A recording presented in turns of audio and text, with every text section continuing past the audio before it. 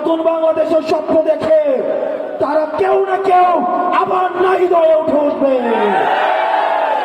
আমার আরেকটা দল যারা ইন্টেলেকচুয়াল প্রস্টিটিউট, যারা জ্ঞান পাপী, যারা বুদ্ধি পাপী, তারা ঢাকায় বসে বসে, মিডিয়ায় বসে বসে গতকাল গোপালগঞ্জের আওয়ামী লীগের যে আমাদের উপরে হামলা পরিচালিত হয়েছে সেটার তারা বৈধতা উৎপাদন করেছে।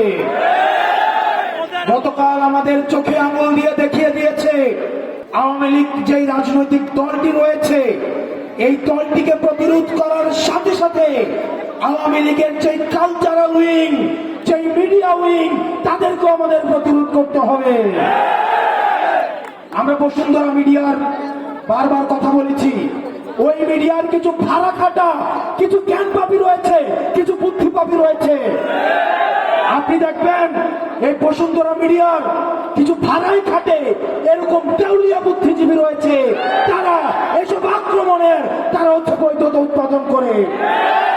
তারা এই আওয়ামী সশস্ত্র এই যে আমাদের উপরে আক্রমণ হয়েছে এই আক্রমণের বৈধতা উৎপাদন করার জন্য তাদের কলম আবার সক্রিয় হয়েছে।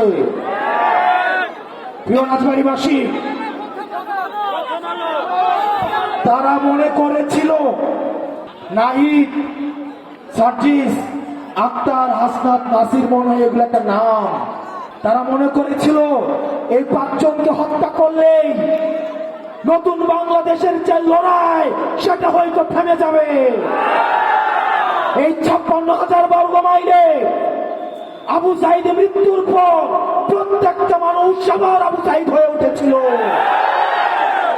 আমাদের মৃত্যুর পর প্রত্যেকটা মানুষ, প্রত্যেকটা বিপ্লবী সন্তান যারা নতুন বাংলাদেশের স্বপ্ন দেখে তারা কেউ না কেউ আবার নাই দলে উঠে উঠবে। আমাদের বাংলাদেশ সেদিন থেকেই, সেই মুহূর্ত থেকে ঘুরে দাঁড়াবে। প্রিয় তরুণ প্রজন্ম, স্কুল কলেজের শিক্ষার্থীরা এখানে রয়েছে, মাদ্রাসার আলেম সমাজ রয়েছে, সনাতন ধর্মের ভাইয়েরা রয়েছেন।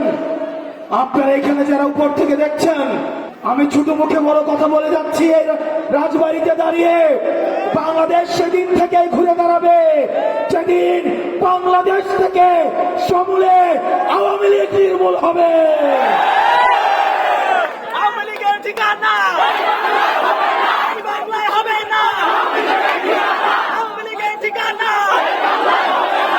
কর্পোরেট সমাজ, এই বর্জুয়া সমাজ, আওয়ামী লীগ নিয়ন্ত্রিত মিডিয়া সমাজ তোমাদেরকে সাক্ষী রেখে মুজিবের বুকের মাটির উপরে দাঁড়িয়ে আমরা গতকাল স্লোগান দিয়েছি, মুজিবের মাটিতে মুজিববাদ মুর্দাবাদ। প্রিয় রাজবাড়ীবাসী, আমাদের আগে রাজনীতি ঠিক করতে হবে।